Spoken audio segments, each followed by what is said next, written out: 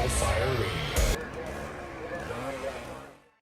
Hey everyone, welcome back to the National Fire Radio podcast, where we are releasing daily episodes Monday through Friday. Conversations with people that are in love with this job. We talk about the highs and the lows and everything in between. But if you're here listening and part of the National Fire Radio community and you're checking out this podcast, whether it's your first episode or you're all the way in on 100 and something episodes by now and you're bought into it, we appreciate you. We appreciate you being part of the community and constantly coming back and listening to the podcast. Welcome. Enjoy the word. And for us to be able to do this and deliver this to you every day, we need the help of some sponsors. And these sponsors are partners where we do collaboration work, and they allow us to put forth great content with great guests so that we can keep pushing this job forward. So before we hop into the episode, a quick word from some of our sponsors. Our first sponsor of the podcast, Taylor's Tins. Taylor and his crew have been manufacturing helmet fronts, aluminum helmet fronts, since 2017. Over 200,000 plus shields have been manufactured by Taylor and his crew. Custom helmet fronts shipped within 24 to 48 hours. Whether it's one piece to a 500-piece department order, they'll get them out under 2 days. They're doing incredible work, 100% customizable product. Their product is top shelf. Not only are they doing aluminum helmet fronts, they're doing gas cards, playing cards, keychains, medical cards, and charts. Pump charts, street signs, custom signs, banquet awards, you name it, they're doing it. Go to taylorstins.com, and if you do order, use this promo code, NFR sent me, all one word, NFR sent me, and you'll get 15% off at checkout. That's because we have a strong relationship and friendship with Taylor from Taylor's Tins. They've been a longtime supporter of the National Fire Radio platform, and I appreciate their support and friendship. Without further ado, the daily episode. Hey everybody, Jeremy, National Fire Radio, back on the podcast today. Today's going to be a fun one. A guy that I met years ago doing a joint project with Affordable Drill Towers. I think we first met in Texas.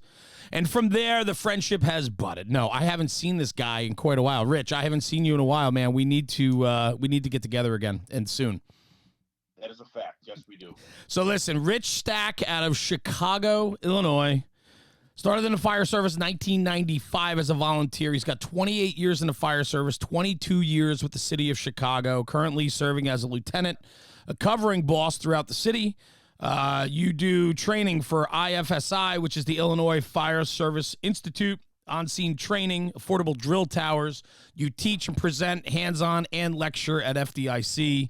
You are passionate about the fire service. I know you love the fools and the brotherhood and everything that comes with the job. And I think that is why, that is why I have fallen for you, Rich Stack. You are a gentleman and a brother, and I truly appreciate you as a friend. And I'm so happy to finally get you on this show. Well, I'm ecstatic to be here. I appreciate your kind words. Not sure they're warranted, but no, they are. They are. Are you kidding me? Nah, we'll have fun. We'll tell some stories and truths, and we'll be frank and honest. And if people don't like it, oh well. Well, that's what this is about, man. Like the one thing that I really enjoy my time with you because you make it fun. Like you're very serious. Like when it comes down to work time, I've seen your work ethic on the training ground. I've seen you push students. I've seen you push your own staff. I've seen you push guys that are joining you to teach and all these different things. You are super passionate, and when it's time to do work, you do work. I've seen you do it. And then when it's time to let your hair down a little bit, you also do that very well.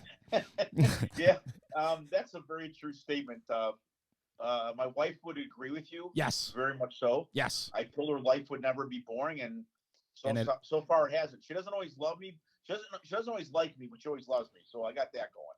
Well, listen, strong marriages create strong people. You're a strong man. And I think she recognizes that. And I know you guys have an incredible marriage. You talk about it all the time. You're very honest with all of us in the friend group and so on. So it's a lot of fun, man. And I just think you have a lot to talk about. I think that your passion runs super deep for the camaraderie and the brotherhood aspect, as well as, the fireground. And I think it does. Yeah, go ahead. It does, because I have been very blessed by a couple specific things that truly influenced my life. One is, let me start off by saying today's my daughter Carly's 21st birthday. Awesome. So happy birthday. Carly. Absolutely. Her sister's up at Marquette. She's going to be 20 in May, but Carly's up at Michigan State. It's her 21st birthday. We Awesome. called her last night at midnight, and I have to thank her. And then the other is my father. My father is my biggest mentor and role model and hero in life. Now, I say that with a caveat. He's not my fire service hero. My father was a volunteer fireman in Glen Ellen for almost 30 years. Yeah. And I wouldn't be a fireman, and I'll tell that story here real shortly, if I didn't volunteer at my father. But he did something very cool to me when I came on the volunteer fire department. I wanted to learn to be a fireman. I was an airline mechanic. I worked for American Airlines for 13 years, got a job out of high school fueling planes. The girl I dated back then, her dad was a crew chief, and he was a mentor to me as well, and got me going to mechanics when I had a great job. And I started volunteering with my dad, and it changed my career and my life pretty much where I thought my life path was going to be and going. No kidding. So, yeah. So with that, there's been a lot of other mentors throughout the fire service, and if I get a chance to mention them, I will. And if I forget some, I'll apologize. Yeah. Well, let me ask you this: were you a good mechanic? Well, as far as I know, not going on the planes I ever worked on crash. So. Oh, that's good. That's good. Well, I think it's important, right? Because like when you think about time frame, like blue collar, turn of the wrench is important, man. And it probably brought a lot to the table when you stepped into the volunteer firehouse, right? Like guys with that are mechanically inclined, and it typically brings common sense. Firefighting involves common sense, right? So it all clicks together. No, it does. I mean. Wow, we haven't gotten any of the topics we're going to talk about yet, but we'll get there. I believe that mechanical aptitude or background is something the fire service has always had. I think it's something we're losing with the newer generation. And people talk about the new generation, and they're in social media and they don't like to be yelled at. You can't razz them and whatever. And I'll try not to swear, and if I do, I'll apologize now. I'll definitely try not to. But I call BS on that because I think they're good kids. You have to train them differently than how you were trained. Yeah. But I was lucky enough to grow up with the older generation training me, and it worked for me. I loved it, and I respected it. And at the airline, I was 18 years old. I was the punk kid working there, and everyone there was a man or men with families. And I was a wild, crazy, fun kid, had fun, but they taught me that work ethic that my father instilled in me long ago. So. Well, go down that route, man. So from the mechanic to the volunteer fireman. All right, so the volunteer fire. I'll start out with a story first. So, we moved from Chicago. I grew up in Chicago my whole life in a little neighborhood called Canaryville, right next to Bridgeport, which is where the Mayor Daley's were from. So it was a real small neighborhood, a mile by a half mile, small, tight knit, kind of a rough neighborhood, and.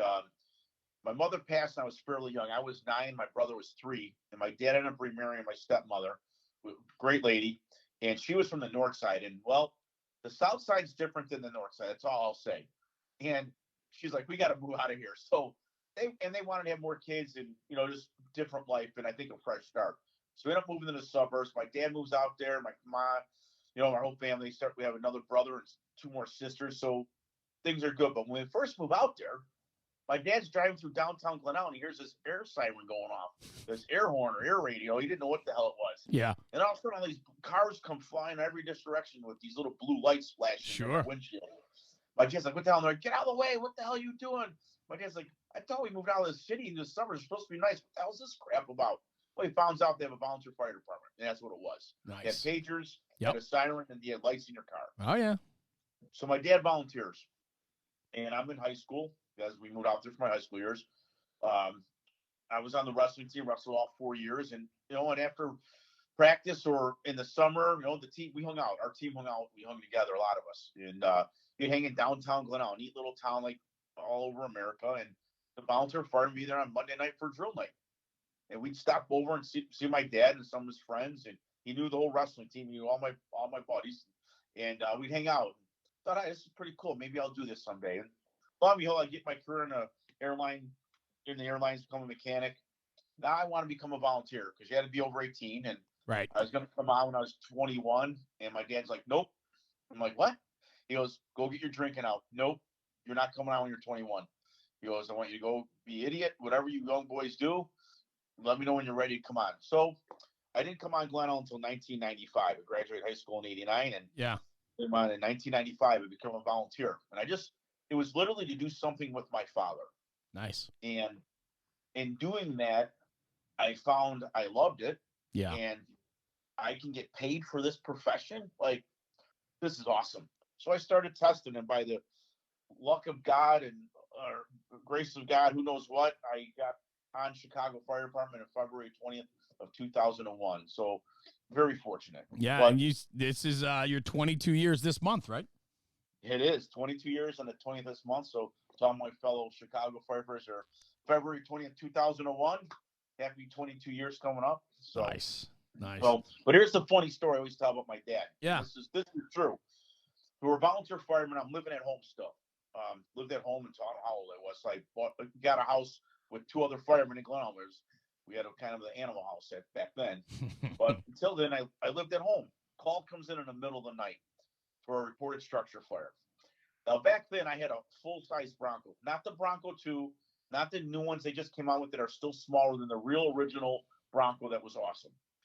Had big Dale Earnhardt stickers in the back, tinted windows in the back. Had a loud exhaust on it. It was set up pretty tall.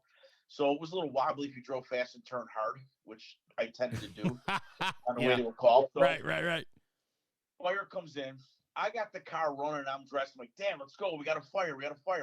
He's getting dressed, half asleep. He gets in the passenger seat. I'm doing Mach 2 to the firehouse. We're flying there. The seats were leather. So needless to say, my dad's sliding all over his seat, swearing at me, slow down, you son of a, so you know how that goes. Yep. We're flying there. We get to the parking lot. We park, and there were 2 parking lots to the firehouse.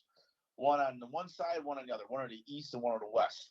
So we park. I see a car. Awesome. The way it worked in Glen Ellyn, like probably most volley places, first person there drove because we didn't have an assigned engineer rank. We're volunteer. Right. First person there that was certified that drove was the engineer. If there was an officer there, the officer would be the officer. If not, the most senior firefighter would be the acting officer. Okay. We get there. There's a car. Perfect. Already a fireman here. We get in. He's getting in the driver's seat to drive it. Awesome. It's my dad and I. Then an officer shows up. Like, hell yeah. We got an officer. We got a driver, chauffeur, engineer, whatever you want to call it. My dad and I pipe in heel. This is going to be awesome. Unbeknownst to me, and my dad's locker and I were 1 apart from each other. We had opposite shield numbers. My dad had badge 42. I had badge 24. I was able to get the reverse of him. Nice.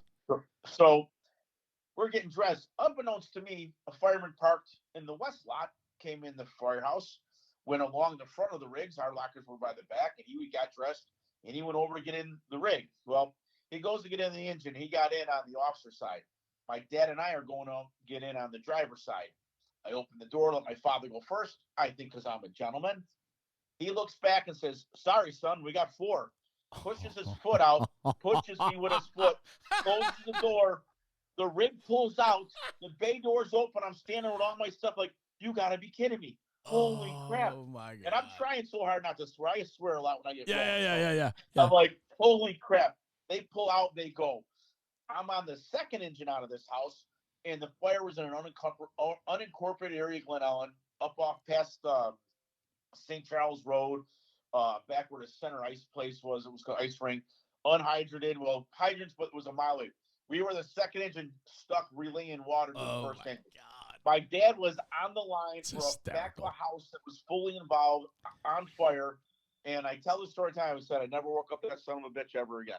So you take your own car, Dad. See ya. I'm not God's waiting for you. True story. Well, listen, man, we used to dive out of my house all the time. And at that time, it was my father and 3 boys. So 4 of us were firemen coming out of that house. So if the pager went off in the middle of the night, we refused to ride with each other after the first couple situations because everybody was slower than each other, right? And so, like, for me, I would push guys out of the – I'd push my brothers off the stairs to get down the stairs first in the house. I get it. Our house was like that when the 3 of us lived together. So yeah. 3 of us run a house. We're all volunteer firemen. Oh, yeah. And I would set my clothes up every night. Absolutely. I still do. Pants down with my shoes, with the shirt. I mean, I jumped in the pants, put them on, shirt was on. I was out the door. I'm not waiting. It's funny, 28 years for me. I joined in February of 95 also in the fire service. That's when I started. February of 95. I was 18 years old in January. The February meeting I joined. and off we go. And 28 years later, I still, when I go to bed at night, the clothes don't go in the hamper. The clothes go on the floor next to the bed that I was wearing. And then I put the clothes in the hamper the next morning, because if I got to get up in the middle of the night, you know, the clothes are there. And it's like, it's just one of those things that guys do in the wintertime. You know, you keep gloves or your boots right outside, you know, it's like all those things, you know. The other thing too, Rich, I had a full-size Bronco. I had an 86 Eddie Bauer Bronco, rusted out tailgate, just like you, I'm sure. And the 86 had the square headlights, not the rounded headlights. I had an 85. 86 was the new model, which had the rounded headlights. So I get it, man. I was a full Bronco guy too, for sure. Love it. So I love it. There are a lot of similarities here, man. So let me ask you this: the joy and the thrill of the volunteer fire service, and then you go, man, I'm turning the wrench for American Airlines, but I could be maybe testing and getting hired somewhere and doing what I absolutely love and getting paid for it. What did that look like for you? That process? The process was slow and frustrating. I'll give you an example. Yeah. So one of the buddies that lived with me in the house, my buddy of mine, Chris Bradshaw, and this other guy, Jason Murtaugh, we all lived in a house together. My other buddy, John Harris, had his own place, had an apartment, and we were all testing. We all came on as a volunteer fire department around the same time, and we're all testing. Where my buddy John and my buddy Chris get hired in Elgin, a suburb of Chicago. Yeah, I've heard of it. Be a good 45 minutes west of Chicago, right? Going down 90 past west of O'Hare even. Mm-hmm. So I'm getting a little jealous, like, damn, these guys are getting these jobs and I'm not. And I'm testing. I took a test in Carroll Stream. I got I don't know how it was. They were hiring maybe two, and I got the 603rd application. I was like, oh my God. Yeah, right. And tested in Deerfield Fire Department, got the interview process.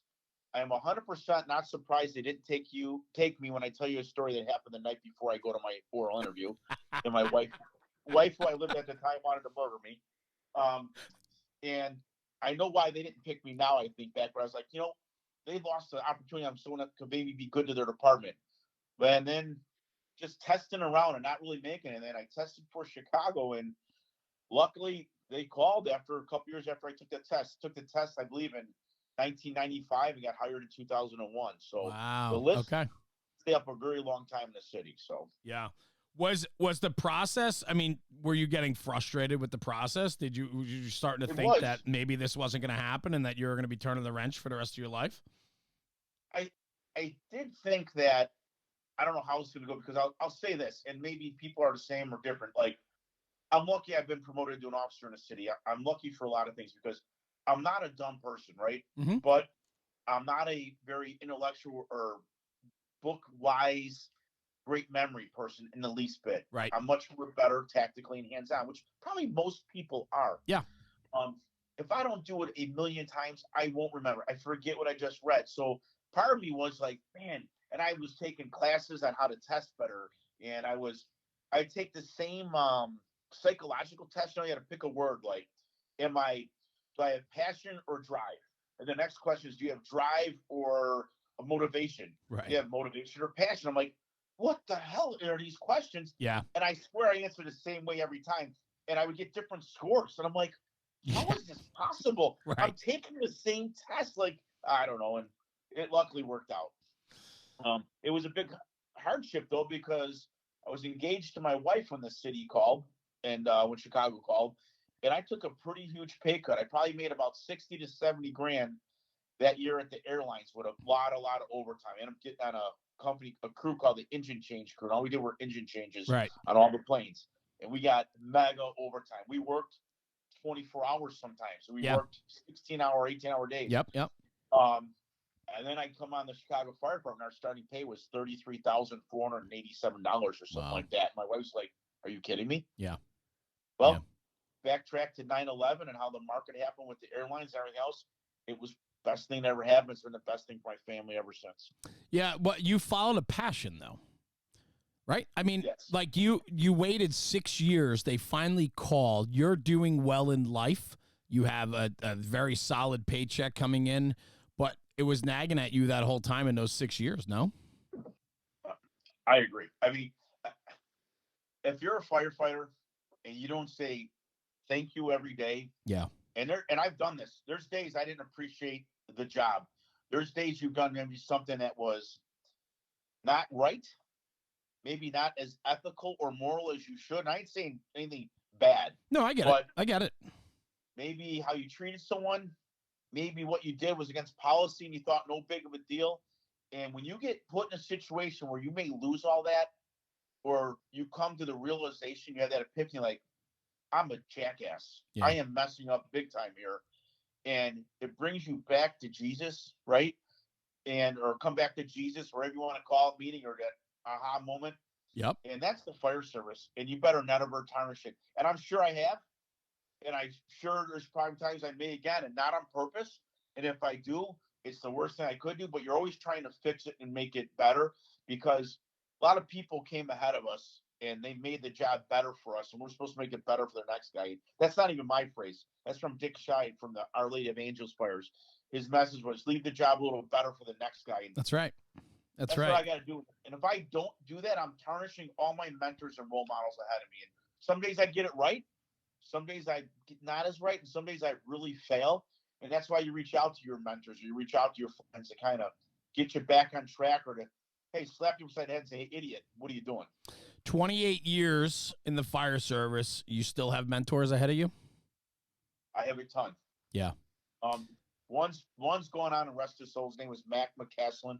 He was in our Fools chapter, and he's the one who got me to be an instructor at the Illinois Fire Service Institute. A couple of my buddies are on the job. Kerry Cooney's the captain of Squad 2.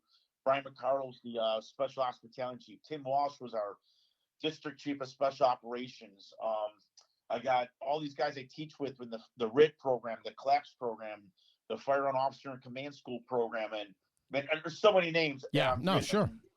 I can't name them. The Fools chapter, I'm a member of the Southside Fools, and I was fortunate to be Fools International President for about 8 years or 7 years. I don't even remember the time frame. Just that connection with people, and it's amazing. Yeah, I mean, we reach across so many different genres here, like with National Fire Radio and who we talk to and what the conversation is. And we talked to a 15-year-old junior kid in a small town in Kentucky who's volunteering for the first time, up into, like yourself, 28 years in the fire service, 22 with the city of Chicago, working with some of the busiest companies, right, and so on.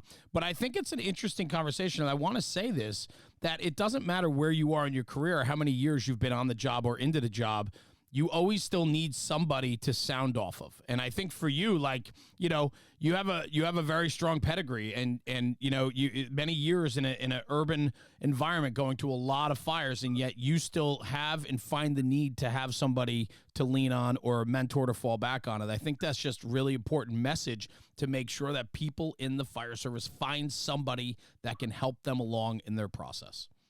I think that's a must, or you won't last. I mean, a guy I didn't mention was Bob Hoff. Bob Hoff and I talk all the time. Yeah. Yet he was the director of training when I came on the Chicago Fire Department, became our commissioner, and we're as close can be. And he fills that role for me that Mac McCaslin used to fill, or some of those other people I mentioned. And like I said, there's so many. And there's a guy that has so much passion and drive for the fire service. He's got 42 years in the fire service. I may be wrong on this. His father died on February 14th, 1962 at a fire, trying to pull troops out. And he is one of the most passionate people I've ever seen for the fire service, and his skill and drive. He's 66, I think, this year, going to be 67. I may get his age wrong. He'll kill me. You look like you're 80, Bob. But he could outwork probably me today. That's how good and how much passion he has, and that's how those people are. And I strive to be them, because I don't know if I ever could, and hopefully I can. And they still challenge you, and they still push you to be bigger and better than where you are right now. Yeah, and they're humble. Yeah, I love that. Bob teach a class for free, where others may demand $5,000 just to show up. He doesn't care. It's about training, and it's about passion. It's about educating firefighters. Yeah. So coming up through Chicago, you get the call, you get the nod, you decide to follow your passion, you go into the fires, you go into the Chicago Fire Department, you start finding your way through a couple different companies, I'm sure. Did you really, I mean, what was that, how impactful was that for when you finally got there and you go, man, this I made the right decision. I need to be here. I always knew when I got there, it was like, definitely made the right decision, excited.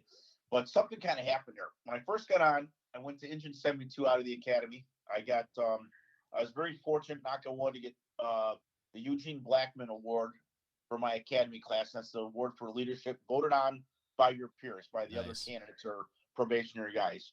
And you want to get that for top academic or top physical. And I was up there for academic and physical. I wasn't number one, and then luckily I got that, because then you kind of get a pick of spots if you are those things. If after that, back then is who you knew. Nowadays they do it like a lottery machine. It's a random selection where you go, right? Except for those couple top spots. So that helped me get to a pretty good engine company, and I went to Engine 72. But they've implemented a BLS program about 2 years before I came on. I think in 99. I think it was 99. It was the first BLS ambulance class. Now, when we came on, I spent a lot of time on a BLS ambulance, more than my fire company. And the senior guys didn't have to do it, so you couldn't cry to them about it. Right. And every one of your classmates had to do it, so no sense in crying to them about them. And my Uncle Buck, I had a bunch of family on the city at the time, uncles and cousins and stuff, and he said, no one wants to hear you complain, just do your job, or you wouldn't have had the job, because they got you on because they needed to have more EMTs, firefighters. Yeah. So it worked out, but I went to an all-black firehouse, and it was only a couple white guys there, and it was the best experience I had, and they went to fires. And we learned a lot about each other, background, culture, how you live, holidays, food. I ate food I never ate in my life, and it was wonderful. Yeah. You know what I mean? Yeah. I never had collard greens. I never had, I don't know. And the guys were great, and I met some great people, and I'm still friends with them. I think that's the best part, right? Like when you look at the firehouse, man, like all that stuff gets checked at the door. Like people don't understand that. And when they politicize this bullshit in the fire service on the political side about, male, female, gender, ethnicity, all those things, like, we are in some regard blind to it, because we just trusted that we each have the same morals, ethics, and values for the job. And you check a lot of that at the door, but being exposed to all those different ethnicities and stuff makes it more exciting, I think. It spices it up. It creates conversation, talking points, conversation, learning, all that, right? It did that, and also did another thing.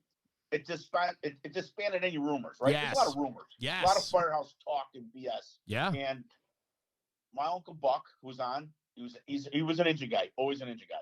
My Uncle Steve was always a truck guy. So we have family parties, the South Side in Chicago. We have the South Side Irish Parade. I might have a family party, and we'd be jaw-jacking back at the bar in the basement here about engine and truck. Sissy hook and ladder. You want a duck, go on a truck. I mean, you name it. Like, all this stuff. Yeah. And it's fun. But my Uncle Buck was the one that told me, you're going to a firehouse, you're going to learn to be a fireman. But I only spent about 2 years there. And then I transferred from Engine 72 to Engine 63. And I spent about 8 years there. And that house was awesome. It was probably the best time I ever had in a firehouse with the crew. Now, this is going to sound funny, and when my friends and coworkers from Squad 5 are just like, what the hell are you talking about? I'm saying the best time in the firehouse. Yeah. Okay? We truly loved each other and did stuff as a shift together all the time. And Bob Galper was my lieutenant, and he made sure that happened. And we went to christenings, communions, baptism, weddings. We did parties at the house for Father's Day. We had the family come for brunch. And that taught me how an officer or a leader is supposed to treat their people. Yeah. Now, I'm not even talking tactics here. I'm not even talking going to fires. I'm talking that was the best time I had as a family and the experience we had. And I was the cook at that house for about 3.5, 4 years too. Nice. So, that's cool. And then from there, I went to Squad 5, and I spent 6 years there, I believe. I was detailed there for 2. Then finally got assigned to the company, and then got promoted to lieutenant off Squad 5. But Squad 5 was the best time I had in the fire service in learning the job and learning myself. You don't go to the squad because you're a good, tough fireman or any of that nonsense. You got given an opportunity to become better and to learn more, because you have the more sets and reps of going to fires in the whole south side of Chicago that you see a lot and get to do a lot. And people say the squad's the fireman's helper, and it's true. We were the utility company. I could be doing a search. I could be driving the front rig, the box rig, or the snorkel, the back rig. We could be leading out a line. We could be throwing ladders. It's what is needed on the fire ground. It's what the companies. Yeah. So Right. I got to learn a lot, and there were some tough firemen there that put you in your place that you learned from, and put all those houses together, made me where I'm at today, and I'm blessed to be at every one. Each house was a different experience for a different reason. I mean, I'm just sitting back, listening and learning your story, and I love this. The squad company is super unique in Chicago. And maybe some people don't know, but the squad company is it's like any other city where you run engine or truck assignments, right? Doesn't matter. It's where you fit in on the fire ground, and you're basically like a rescue company, but you're in a engine company, if you will, right? No, actually, it's different. Oh no, you have the box truck and the snorkel. I apologize. That's right. Yes. So we have engine and trucks, and we have 4 squad companies: 1, 2, 5, and 7. Okay. 7's at the airport. Then you got squad 1, 2, and 5. 1's downtown, 2's up north. 1 and 2 both cover part of the west side and their respective areas. 1's mainly downtown, a little bit of west. 2's north side and west side. And squad 5 has the biggest still area and covers all the south side, going from 39th Street to the city limits, south, east, and west. So wow, okay, it was awesome. And the joke was, there's only one squad in Chicago. It's Squad 5. Now, my other squad buddies will argue and will banter. Being on any one of the squads is a gift of a lifetime and a learning experience of a lifetime. And you should take it all and absorb and do all you can to get as much training, experience, and knowledge while you're there. Yeah. How do you get there? Back in the day, it used to be you were detailed there. Yeah. And if they didn't want you, you didn't even get the detail. That's what I figured. There was an interview process, which you had an interview for, and you had to be recommended. And it wasn't always by seniority. It could be by resume and who they wanted. And it wasn't as an easy task. I actually think it's harder to get there now because they're pretty specific in the process now. They took out any way to be favoritism as a sense. Right. You do an interview, and you get questions, and you also have to have minimal requirements. In the interview process, say you and I are interviewing for a squad officer spot or fireman spot. If we both answer all the questions they gave us right, it goes by seniority. Got it. Let's say you're the most senior guy, but you don't really hit all the questions or all their check marks you're looking for, and I do. I may get it on, I interviewed better because I answered the questions looking for. So it's actually pretty fair. Okay. Well, and that's what you hear about a lot of these specialty companies in the cities where there's an interview process and they are looking for the best candidates for the position. And it's not just an open enrollment, if you will. And I think that adds to the credibility of the company and the type of guys that are, disbarking from the truck when they arrive, when the parking brake sets and they go to work. And it's, and it makes sense. Do me a favor before I want to ask you about being an officer and deciding to leave Squad 5 to promote and all of that. But I'm very curious. We talked about a close call that was impactful in your career. And that was back in January 6th of 2014. And so I would love to dive in a little bit on that. I think people will find a lot of value in your conversation with this and in something that you dealt with. Okay. And so maybe we could just open up that line and run down that story. So I have to give some backstory and a little bit of stuff please. that's going on here. So it was a really cold day. It was the shift day was January 5th, but it was after midnight. So it's actually going into the morning of January 6th. It's about 2 a.m. and it's about 20 degrees below zero. And we got about 1.5 feet of snow around, at least to 1.5 feet. We got a decent amount of snow, and it's cold. Now, it's the middle of the night, and a call comes in for a garage fire over near Midway Airport, which is west of where I'm at. Squad 5's at 59th and Ashland, 59, 55 South Ashland. And we typically wouldn't go on a garage fire unless it was right within our still response area. So they have a garage fire over by Midway. Well, they get there and they have 3 garages going. So it's more than just a garage. Also, it's sub-zero weather. They have a frozen hydrant. According to our SOPs or our policy procedures, if you have a frozen hydrant, you're supposed to upgrade the alarm automatically. So the chief has given me a still in box. That's why we get sent to the garage fire. Right. Because the still in box upgraded strictly for frozen hydrants.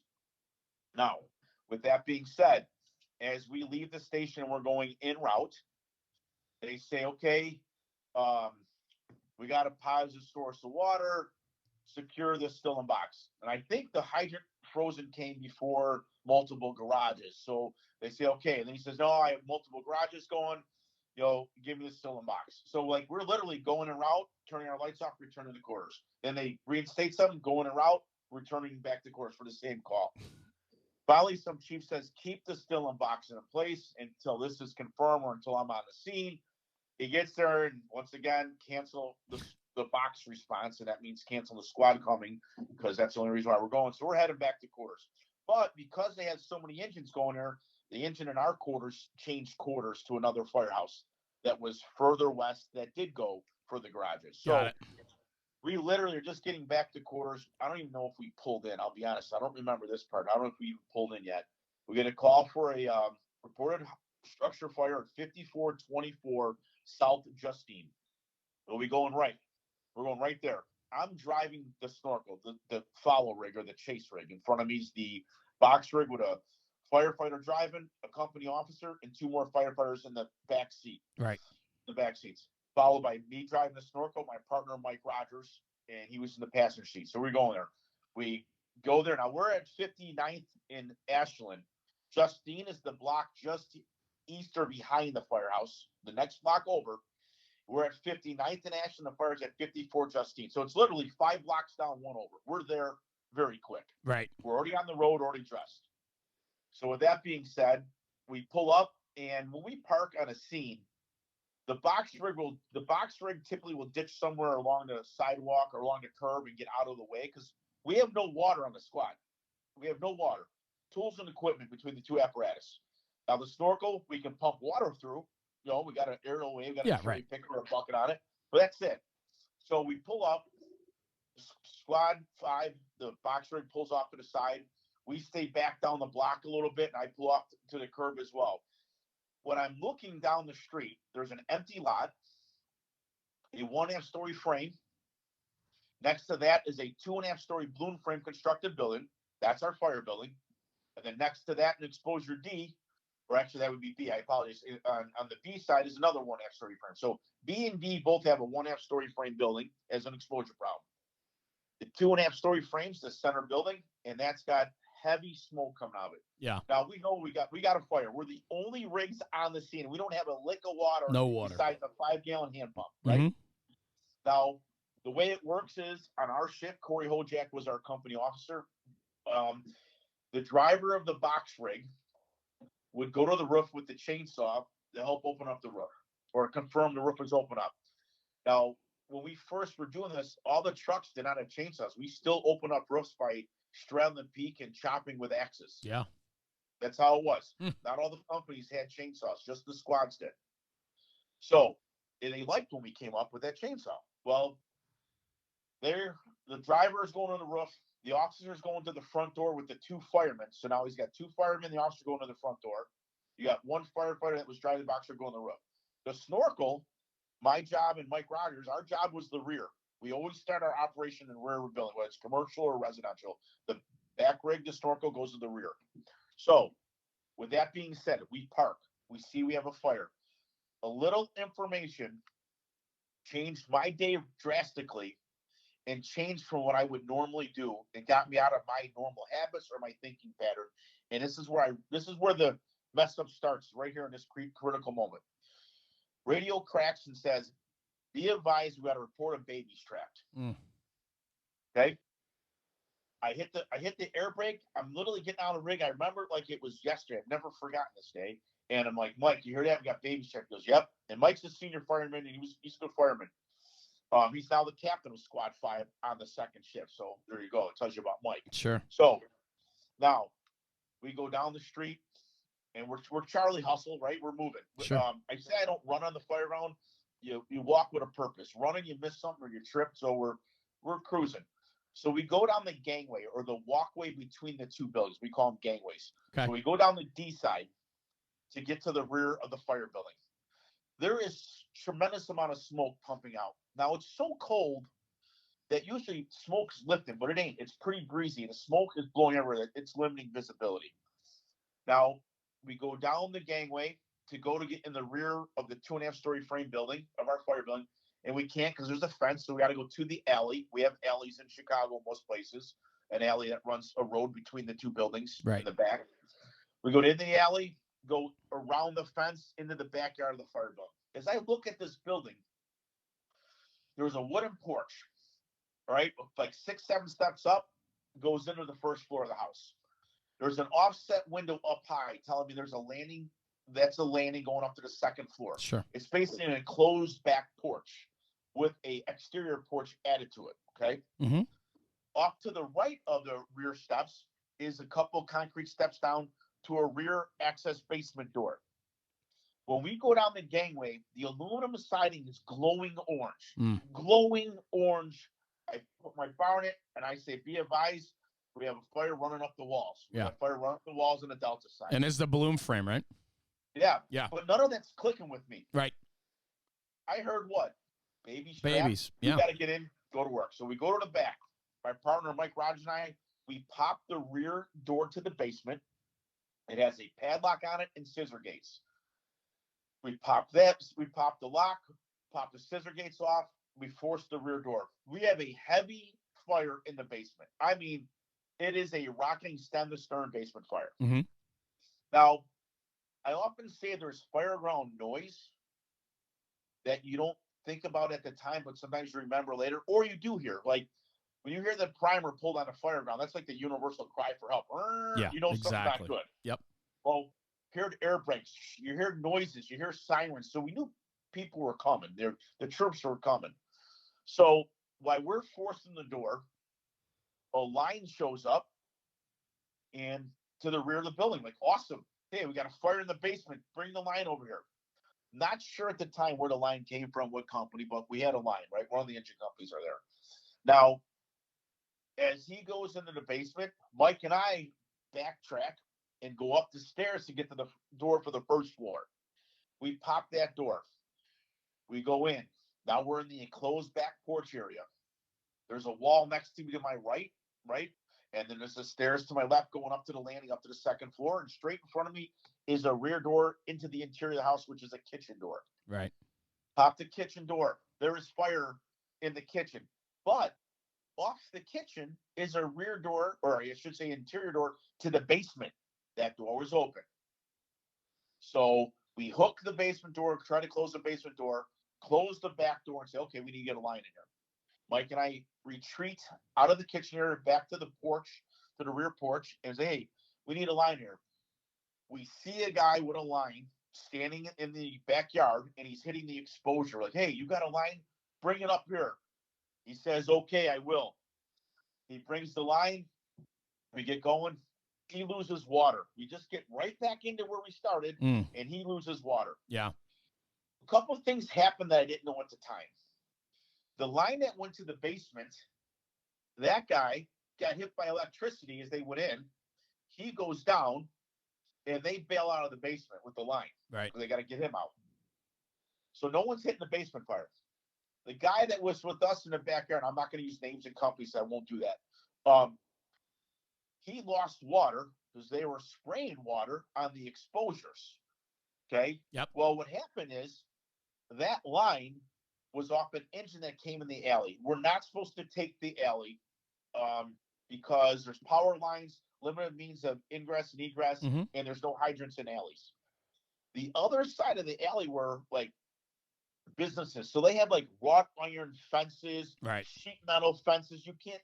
So this engine that backed in the alley had to go down the alley to the end of the block, turn, go over to Ashland, the next block over, which is a double-lane road with a median in the center.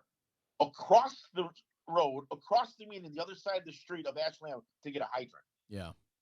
And then we have frozen hydrants. So we have a bunch of crap going on here in this incident. So the guy that was spraying water, the exposures, they're out of water because that was the engine that was in the alley. They lost water because they didn't have a positive source yet. They were running off tank water. Yep. Guys in the basement were off to the side, had no clue what was going on. So Mike Rogers, I'm going to go to the engine and in the alley and see what the problem is. I said, okay. So we come back out again. Now, I couldn't tell you the time frame. It could have been seconds, minutes. Yeah, You sure. kind of lose track. It goes quick. So Mike goes, I'm gonna go see what's up with the engine. I go, okay, I'll hold here, I'll wait here, and I'll see if I can get another line or what we got going. He goes, okay, I'll be right back. Literally, I look off to my left because I'm facing the alley away from the house. And I see a guy, and I'm like, hey, you got water? He goes, I go, get the F up here. We need a line in here right now. I go, Mike, we got a line. Come on, we got a line. I don't look back and confirm Mike hears me. Yeah. Mike didn't hear a word I said. Mm-hmm. The guy that had the line off to the side was the officer of the line that was going to be or was in the basement. The primary line in the basement. Yeah. You got it. Another trick or another part of this, when I went in with Mike, when we found a guy hitting the exposures and we went in with that line initially, he said he was getting shocked. We're like, what? We're crawling off fours. Like, me and Mike weren't. Mike and I were not. I will go slow, and then it went away. That must have been what happened in the basement. We had, unbeknownst to us, you know what I mean? We had no clue this was going sure. on. So as I see this guy off to the side, it's the officer from the line in the basement. I know the guy. I know he's an officer. I got blinders on. I saw a line, and the guy said water. I'm like, let's go. We got to get in there. We got to find his kids. We go up to the back door again. Now the kitchen's cruising pretty good. It's got to be. In the kitchen. Yeah. But he hits it all, knocks it down. And I remember, for whatever reason, I had my face piece on already. He did. Because Mike and I were coming in and out, so we were just clicking our regulator on and off, right? Yeah. Well, this guy was outside, so he wasn't. We had a mask up. So I go, I'm going ahead of you. I'm going to search. I go ahead of this guy to search. I crawl a couple feet. I'd stand up, try to pull the ceiling, make sure I didn't have fire above me. Did that once or twice, and I slip on the kitchen floor because it's so slippery with tile with snowy, icy shoes. Sure. I fall, and when I fall, I turn 180 degrees.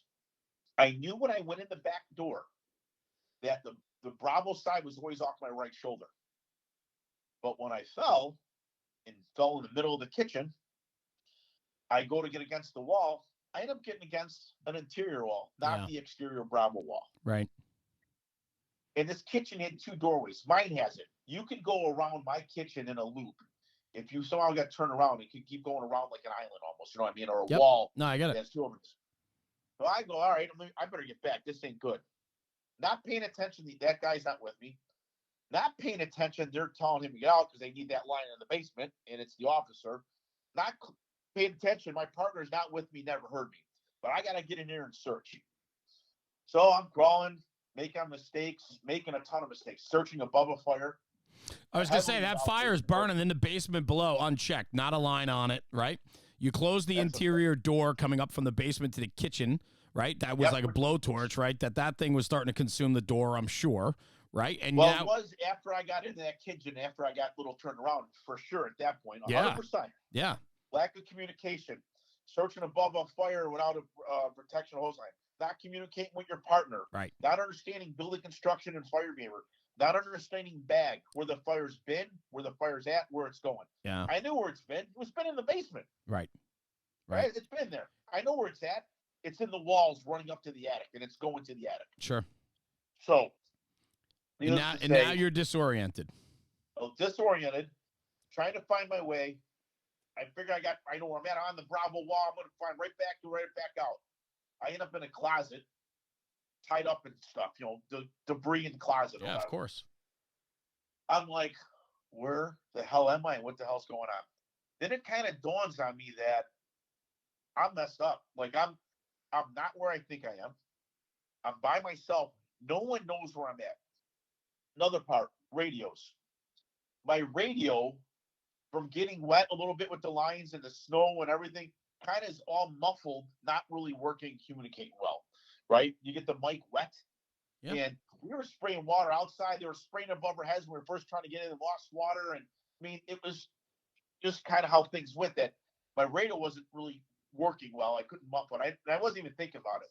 So as I'm sitting there, I go, man, it's getting hot and I cannot see the floor. I'm laying on it and I can't see an inch in front of my face. That's how black and dark the smoke is. Yeah. So finally it goes, holy Christ, I'm in a bad way here. So I look at my remote gauge on my pack and I look at it. It says 2,000 pounds. Now, our SOP says lost, trapped, out of air, immediate need of assistance. You're supposed to call a mayday. I teach Rid Under Fire. I've taught it since my friend Gary Cooney took over the program in '06 and we revamped it with a bunch of us. So I've taught running a fire for many years. Now we're talking 2014, and I've been teaching RIS since 2006. Right. I'm on a squad company. I got about 16 years in the fire service or more. I'm 15 at the time. I don't know. Supposed to be a pretty good fireman, right? Have some knowledge.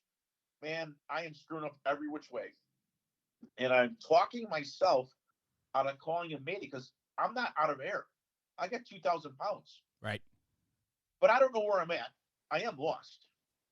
And I have an uncontrolled fire burning in the basement, fire running up exterior walls, heavy fire up in the second floor or in the attic.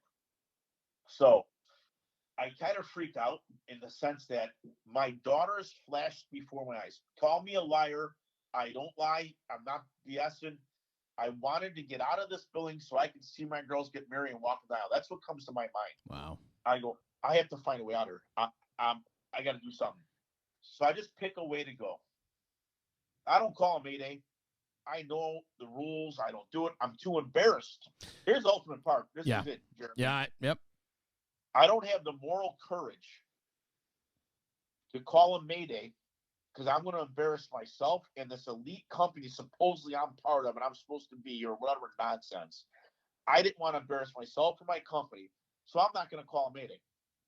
That's how stupid my thought process is. We're going to get back to that. Keep going. Yeah. Keep going because I want to get back to that. Go ahead. All right. So I say, screw it. I just got to find a way to go.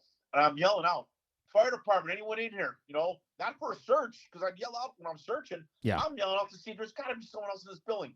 It's like crickets. I don't hear grass breaking. I don't hear saws running. I don't hear water flowing. I'm like, oh, man, I have no clue what's going on. I keep crawling, and I crawl right into a fireman. Like, holy Christ. Like, who is this? He goes, it's Amon. I should have said a name, but Amon Matthews was a fireman on 116, but he was detailed out that day to another fire company.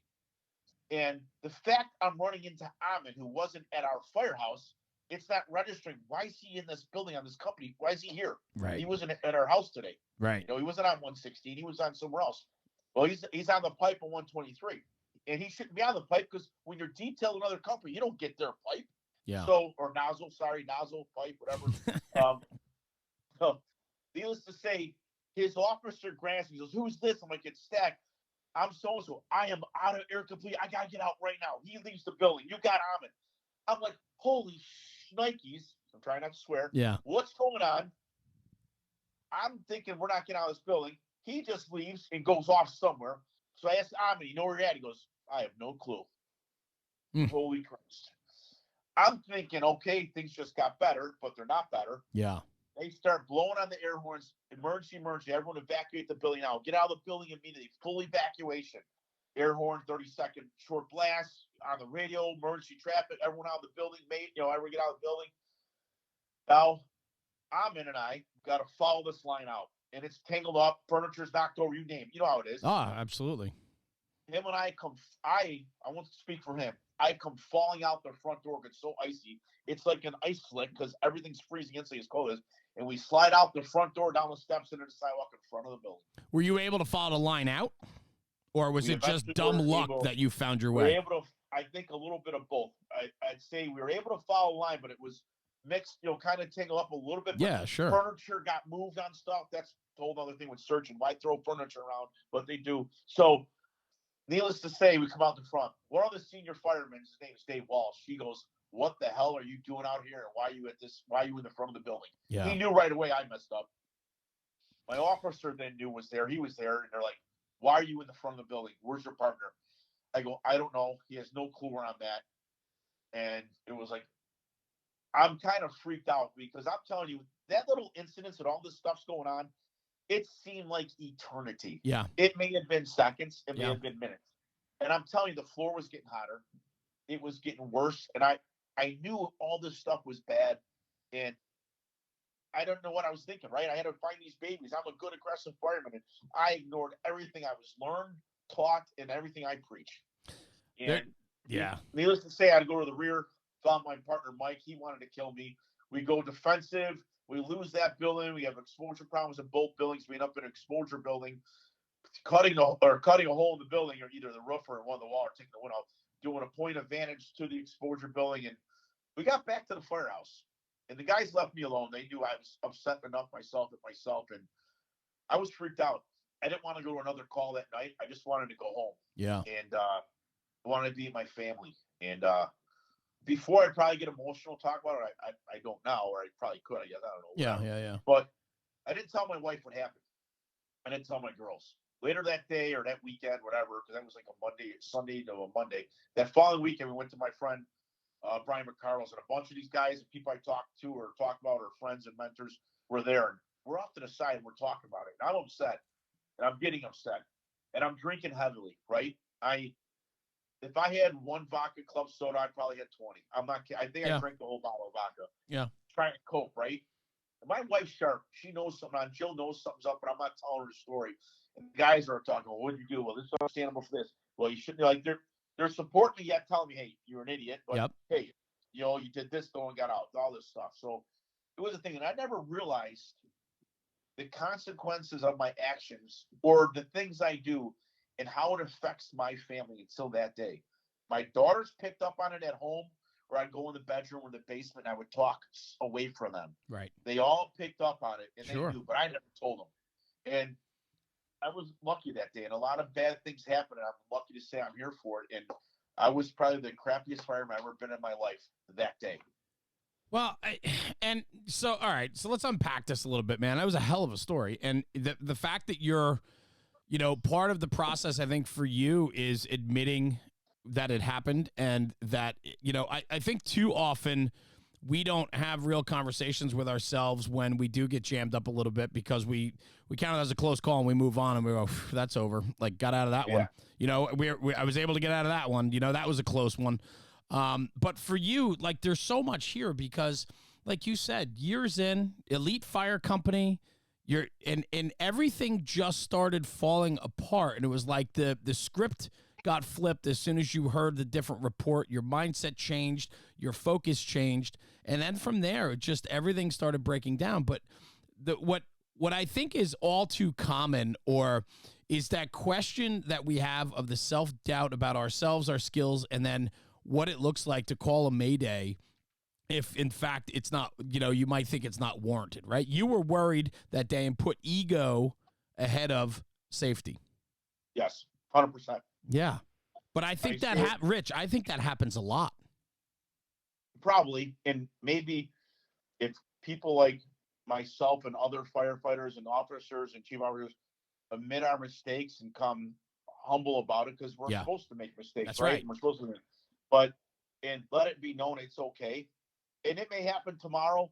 And if it happens tomorrow and I'm going to get razzed, right? You're going to get razzed. You're going to get grief, right? What the hell? Why'd you do this? You're going to get criticism, maybe from the bosses, maybe from other company officers, chief officers, maybe your crew. I am here to say that take the criticism, take the grief, because people know who you are and what you are. And is it worth widowing and orphaning? I can't even say the word. Orphaning your children or your wife or your spouse, whatever that may be, because of your ego. If you think so, then I'm sorry, get out of this profession. Yeah. I thought so, and I was a coward. I'm telling you, I was a coward. Well, all right, in that regard, but in the other regard, you're not. And I mean that in the way that you fought to get out. Part of what I'm concerned about, Rich, and you talked about RIT under fire, and you've been teaching it a long time, and then you find yourself jammed up in a situation, and you even question the fact to call a mayday, or if it even met the requirement of what a mayday should have been, right? According to the Chicago Fire Department standard operating guideline on maydays, right? Like, you were second guessing yourself and putting a lot of other things in front of your own safety, especially the fact that you got jammed up. But the thing is, and what I worry about the most is, we don't teach and train enough to tell our people to fight for their lives. Like, I almost feel that when we talk about RIT, we talk about, we're going to come get you, and I want you to remember this acronym, and you tell us where you are, who you are, all this shit. But we're not telling them, in the meantime, fight like hell to get out of the position you're in. Right? Yeah. Isn't like that went through your mind? You're like, I'm laying in this closet all wrapped up in shit. I got to get out of here. Like, I got to get out of here. Think about it. We used to teach firefighter rescue and survival, self-rescue and survival. That's right. Right? And I think we get away from some of that now because we do have RIT, and RIT is so important. And I'm a huge, huge fan of RIT. I was one of the guys standing out in the lawn in front of the fire building in RIT when it's 98 degrees outside and humid, Yeah. or when it's negative 20 outside and cold as can be with a wind chill, and your buddies are walking by giving you the finger or harassing you because they're going to work and you're stuck there. And RIT, teaching that RIT program changed my whole perspective on RIT. Now, you brought up training. Let's talk training. Do it. How many times you do a RIT drill back in your firehouse, you do it right in the bay floor? That's right. Right? Or all the time. Extrication gloves. Try putting on fire gloves, put your hood on backwards in full gear, then get the RIT pack. While you're carrying the RIT pack, find the down member and put him on air. Or do any RIT skills you want. Put webbing around him if you do that. If you do this waist belt conversion, I have my own opinion on stuff. And sure. I'm going to stay away from controversial topics. No, that's fine. That's fine. No worries. Our RIT program that Gary Cooney runs that we teach at the Illinois Fire Service Institute, we're a big fan of using the harness that's on you because it's on you. We like to just grab and go and not do the waist belt conversion just because of time and speed. People can argue both ways, so I'll give you both. You're right. The pack won't slide. Point is this: whatever you do, can you put the webbing around someone and get a girth hitch on them, whatever you call it, with gloves on, blacked out, and can't see? Can you get that RIT pack out, turn it on, and when you turn on, you better be turned on while you're standing in the front lawn watching, not after you go in the building, because you may have checked it at 0800, but I'm telling you, on some of the RIT packs we've had in the city, from sitting in the compartment and moving stuff around, that high pressure coupling can turn just a little bit and leak air and blow your high pressure coupling or O-ring in there. Sure. Now it's out of service. That RIT pack's useless. So let's do real. Have you ever called your own Mayday? Wow, when we teach RIT under fire, we got the OSFM, the State Fire Marshal Office in Illinois, to allow us to use live down firemen for RIT. Us instructors are down as live victims for RIT drills. Yeah. Now we have some rules we have to follow. You have to have a full SCBA. Has to be a safety instructor standing right there just to monitor you and what's happening, and at all times. Everyone's got to know the drill, the plan. We have to use Mayday for the drill, Mayday for the drill, so they know. So if there's a real Mayday, we would just say Mayday. It took a lot of fighting. I am telling you, the students have all said, night and day game changer. Yeah. Moving someone through obstacles around with in gear, blacked out, not by the hood, but real smoke, and actually having. You ever put a face piece on someone in real bad conditions? Right. The strap folding in, the netting getting away, the rubber cup not sealing. You'd be surprised how beat up you get when we do it in training. And people are doing it on the bay floor? No. Well, that's it, right? And I think though, and I love all this and so on, but you really hit on it before, man. You said that we used to teach firefighter safety and survival, fight for your own life. Like we can't project this picture. You were laying there on the floor and seeing your daughter's faces and going, I'm not dying here. I'm not dying here. I'm not dying. I screwed up. I made some errors here, but I got to get out of here. And you recognize that nobody's coming for you. You got to do this yourself. And I think the resiliency of that is important. And I don't think we talk enough about that when it comes to that. And when guys get jammed up in situations, you wonder, one, how many people have put themselves in situations where they probably should have announced a Mayday, right? And they didn't because ego, bravado get in the way. Or sometimes they don't even know they're in that position until it's too late to call that Mayday. But the one thing is we can't tell our people that we're coming to get them. We're going to do everything we can to come get you. But if we don't even know where you are, right, Rich? Because you said nobody knew where you were. No, I couldn't have told them where I was. That's right. I could have said, I'm on the first floor, somewhere near the kitchen. Right. Better than nothing, but I'm telling you, at the time, I was so frustrated and flustered and had a million things going through my mind. That's right. My thinking wasn't that clear. And that's why our training's got to be that much better. So it becomes second nature and habit, you know? So what do we do? How do you, like when you teach that RIT under fire, like just your own experience, what did that teach you? I mean, what do you do? Are you more conscious now of not getting that tunnel vision going down you called what, the gangway, right? That you called I mean, talk to me about your own mindset on this now. My mindset is that still, right, you're still learning, still trying not to 100%. mess up. But I would say that I realized and learned that as a young firefighter, maybe he was a young officer. We have to be training our people regularly, right? Chief officers should be training their companies, right? Battalion chiefs should be training the companies in their battalion. Company officers should be training their troops, right? And if that don't happen, and it all starts from the top, if we don't get buy-in from the top. That's right. How are you gonna get it from the bottom? Because the safety of our people is number one priority. That's all there is to it. I'm here to help people, protect people, save life, property, all that nonsense, typical textbook. But it's our people, because if we get hurt, we can't do our job. We're not helping anybody. That's right. And I'll give you an example. I've been at fires where a company officer or maybe even a chief officer said, "Hey, go in the basement and shut the utilities down. It's got 3 feet of water, 2 feet of water. You want me to go down in 2 feet of water, shut the electricity off?" Well, that don't seem too bright to me. No. But now I can't refuse an order.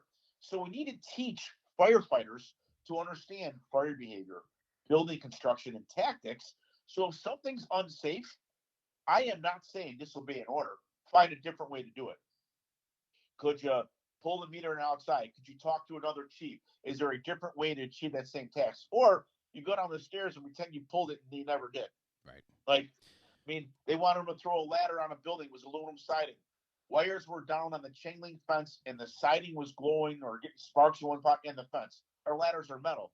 The chief was right. He needed a ladder somewhere, but was that the right place to throw a ladder in the right time because of that? Yet, if we don't train firefighters how to think and company officers how to think and recognize these things, we end up being mindless drones on the fire ground, and that's good for nobody. Well, and that comes down to, training. And I always talk about, how do you teach initiative, right? How do you teach, we need to instill firefighters to be able to make their own decisions too. I mean, the orders come down, but the order is coming from somebody that might not be right there in the trench next to you to recognize that that order that they just gave might not be able to be completed the way they expect it to. And you have to be able to call that audible, right? It's always about calling that audible and being able to act on it, right? Agreed. 100%. Just like we do the opposite to the Chiefs, right? Yes. Hey, let's go back up. Give us 5 more minutes. We got it. That's right. 5 more minutes. How many people have died because of 5 more minutes? That's true. Now, listen, I grew up in an aggressive interior firefighting company. I'm a big fan of it. I'll give you an example. We're a big fan of it, but there are times when those chiefs are right and they're backing us out. We're missing something. We don't have the 360-foot view or the bird's eye view, or whatever you want to call it. Yep. But on the flip side, too, I got in a disagreement with a fireman because something we do in Chicago is blitz attack, right? With quick water, we call it. Quick water. See, blitz attack and quick water get intermixed all the time, and it's not the same thing.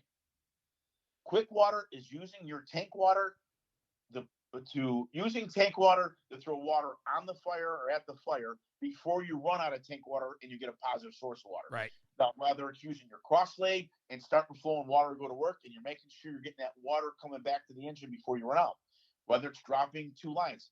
Another one we do is using the deck gun on top of the engine to hit it with a lot of water real quick. Right. By someone still making the hydrant. Now, granted, let me throw a caveat. We run 5-member engine and trucks in the city.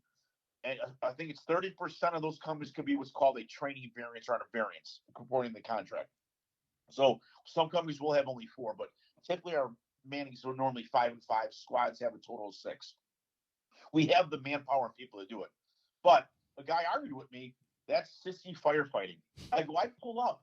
I have a building with a heavy fire on 1 and 2, an exposure problem in Bravo and Delta, and I'm going to deck on the fire building and hit the exposures real quick to buy us time so we can catch up. The fire's beating us. They're winning. Yep. It's not about being a coward. It's about being safer and more effective. Well, listen, man, it's punching it in the face, and you got a 5-man engine company. If you're running minimums, whatever, right? You can still have, while one guy blitzes the front door with fire throughout on floors 1 and 2, you can still stretch that line. So when you get that domestic water line established, that line's going in the service. Like, you punch it in the face, man. It's what we do. And there's a lot of ways to do it. People say, "Oh, you have manning." I could do that with one fire. I could do that with one person on an engine. That's right. That's right. Volunteer fire firm. Driver pulls up, places the rig, puts it in pump, climbs up top.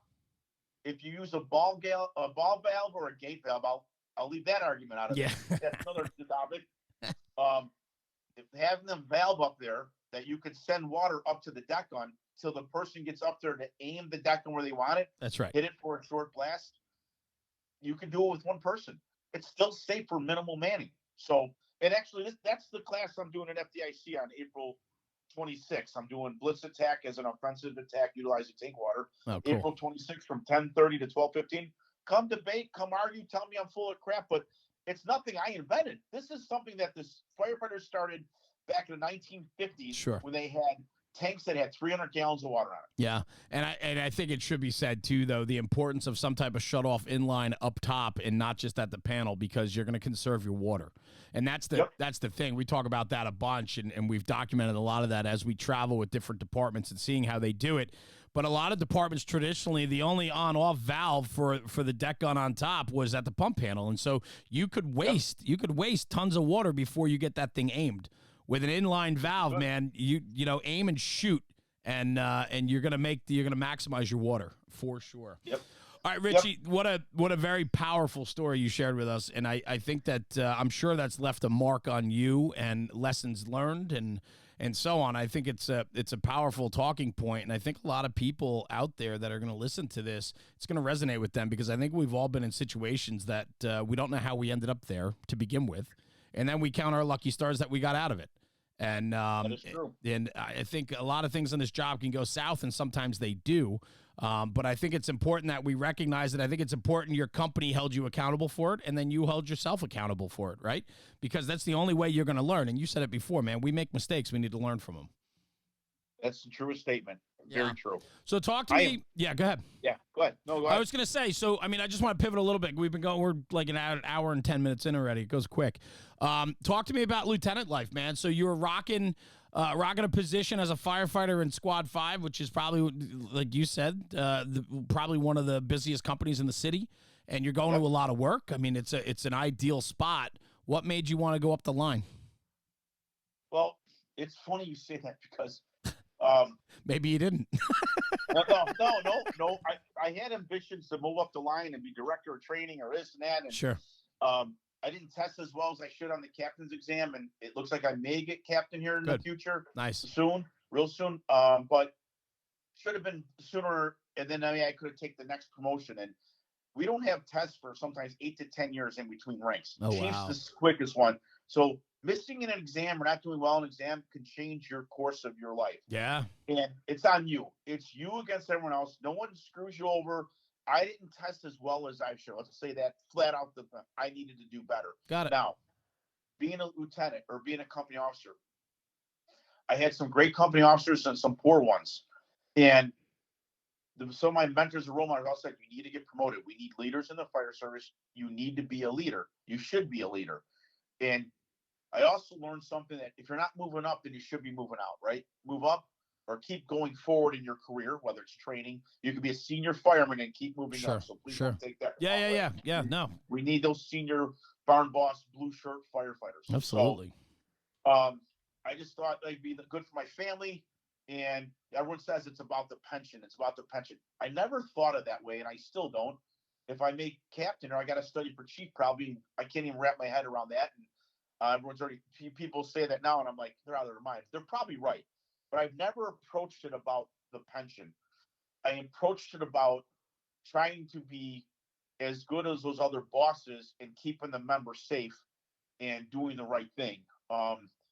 And it takes a good 6 months to a year, in my opinion, to get comfortable as a company officer. Sure. I'm relieving, right? Sure. I'm not just on an engine. I'm not just on a truck. And that's a problem maybe for full-time career departments, because we make some really good one-dimensional firemen sometimes, or firefighters, I should say sometimes. And you come out as a company officer and you're a backstep fireman, or you're the senior driver on the truck and you always go to the roof. You ain't been in the building in a long time. Our guys going to the roof don't wear air packs going to the roof. Roof. No, you're fine. We know it. Right. So we don't. So now you become a company officer, a lieutenant. Now you're in a building, and my biggest job in the building is crew safety and accountability. I'm here to tell you that. You have to know where your people are at all times, or at least an idea. They're over off that bedroom to the right? Yep. I mean, I have to know that. And becoming officer and truly understanding the difference between an engine or a truck or a squad or this or that, and where my people are, it's humbling and scary. Sure.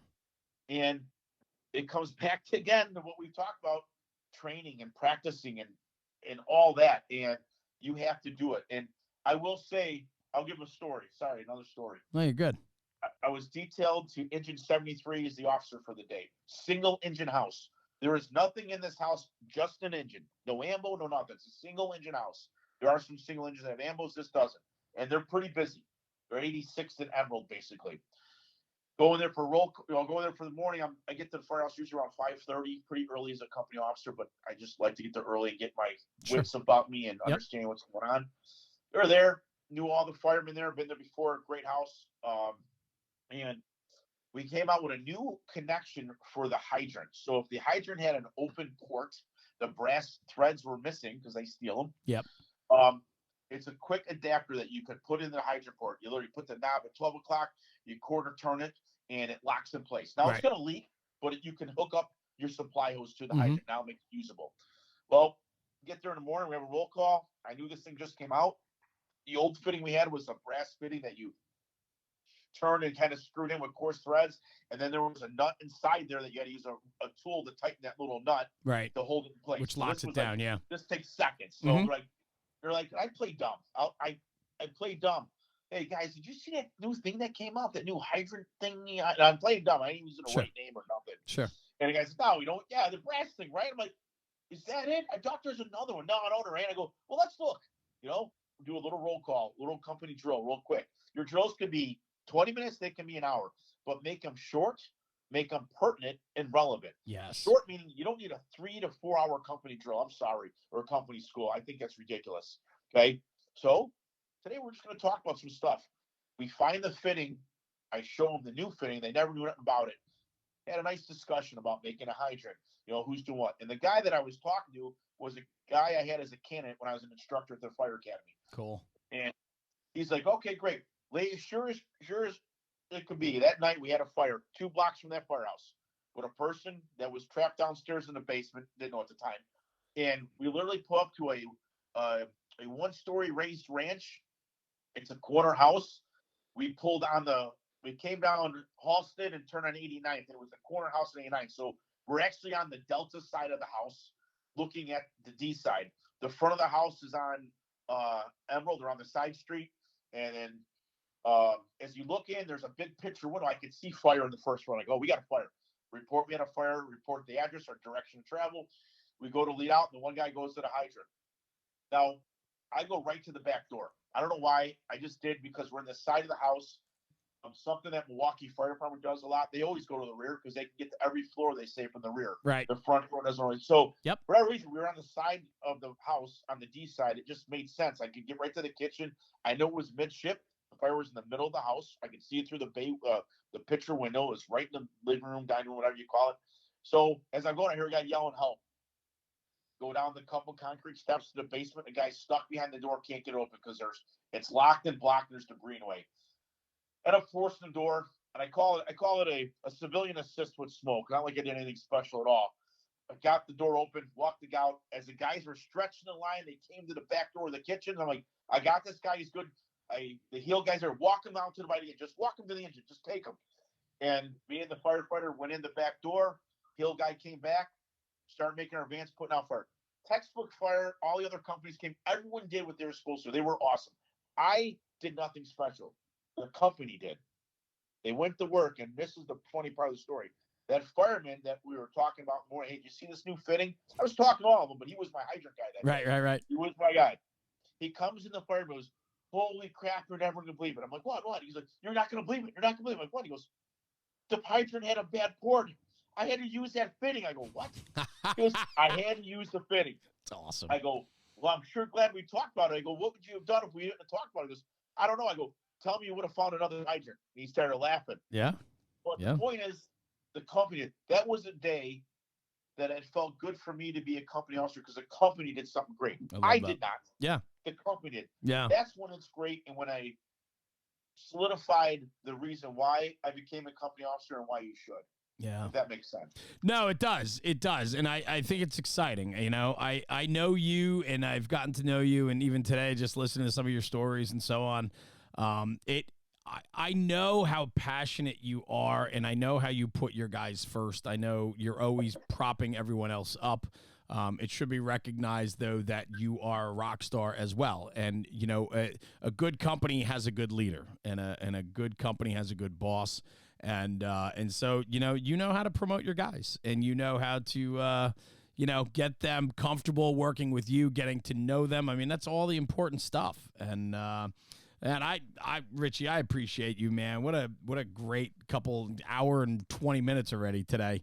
Oh my God, that long. Yeah, no, but it goes quick, man. Like it does. And I think there was a lot of good takeaways from this conversation today. And you and I could talk for hours. Are you kidding me? I wrote down like something I want to come back to, and I think I want to do just an episode with you alone on terminology. You said heel, gangway, 5-gallon hand pump, quick water.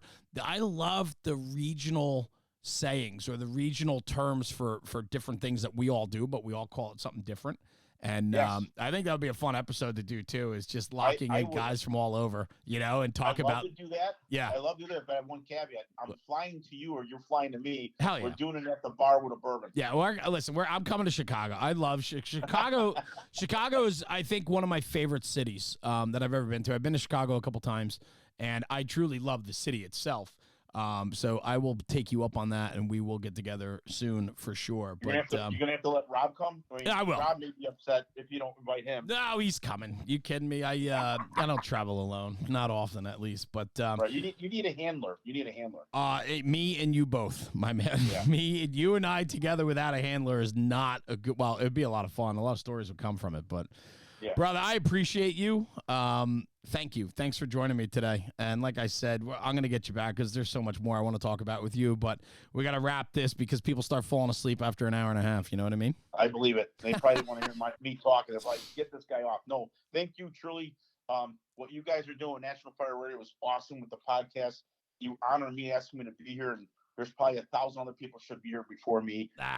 Come on. Some of the people I mentioned. I even forgot to mention my cousin Danny Brack. I mean, there's so many people. Yeah. Thank you to all them for allowing me to be here. And thank you to you for allowing me to sit here and talk with you. And 100%. It's truly my honor. Thank you. Well, brother, you are a friend and a brother, and I appreciate you more than ever. And I look forward to seeing you soon. And, it was nice to just sit and chat. And, thank you for sharing some serious stories with us today. And, I think that people are going to get value out of your experiences. And, as much as you reach out to the guys that are working with you in your companies and other guys that you're teaching at the Institute and all of that, and with On Scene and all the other training groups you're affiliated with and what you do, you're making an impact and spreading the word, but you're also doing that here on the podcast today too.